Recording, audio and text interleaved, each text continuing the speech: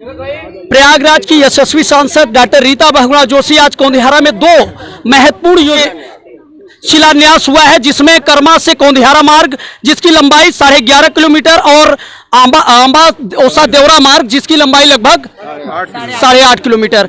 दीदी, एक काम के लिए आपके पिताजी को यह क्षेत्र याद रखता है और ऋणी है आपके परिवार के प्रति, वह है नहरों का जाल 12 विधानसभा में। और आज जो सिंचित क्षेत्र है, जो लोग धान पैदा कर रहे हैं, वो आप ही के परिवार की देन है।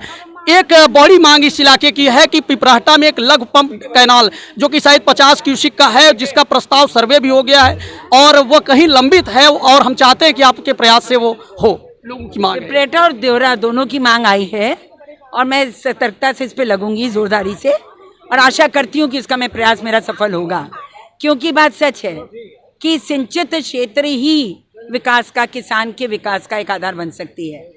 और हमारा पूरा फोकस किसानों पर है। मेरी सरकार जहाँ एक और किसान सम्मान निधि दे रही है, वहीं किसान बीमा, फसल बीमा के माध्यम से भी उनको संरक्षित कर रही है। KYC के भी माध्यम से उनको ऋण देने का काम अच्छे से हो रहा है। और आप जानते हैं सोलर पंप हो, उपकरण हो, उन पर सब्सिडी भी दी जा रही है। लेकिन अगर सिंचाई नहीं तो कुछ नहीं। तो मैं आपसे ये कहना चाहती हूँ कि हम इन दोनों ही, आपने पिपराहटा बोला और देवरा से अभी बात आई थी, दोनों पर हम आके अधिकारियों को बुलाकर उस पर चर्चा करके इसको कराने का प्रयास करेंगे। दीदी, कोंधियारा में तीसरा फीडर जब पूर्व विधायक रमाकांत जी थे, उनके द्वारा ये कोशिश करके प्रस्तावित हुआ, उसके बाद यहाँ 3 फीडर स्वीकृत थे, लेकिन तीसरा फीडर की लाइन आज तक नहीं बनाए। कई आंदोलन हुए, आपने भी कई बार मध्यस्थता करके समाप्त भी कराया आंदोलन को, लेकिन इस पर देखिए, रिवैम्प योजना आ गई भारत सरकार की, और रिवैम्प योजना बहुत गजब की योजना है।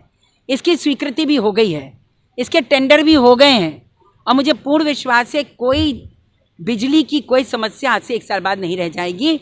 सारे नए तार लगने हैं, ट्रांसफार्मर लगने हैं, खंबे लगने हैं। मैं देखूंगी अगर ये भी उसमें फीडर वाला भी जुड़ जाए, मुझे ज़रा बताइएगा प्रमुख जी, मैं इस पे भी प्रयास करूँगी। रिवैम्प योजना एकदम समझ लीजिए कि विद्युत के क्षेत्र में क्रांति लाने वाली है।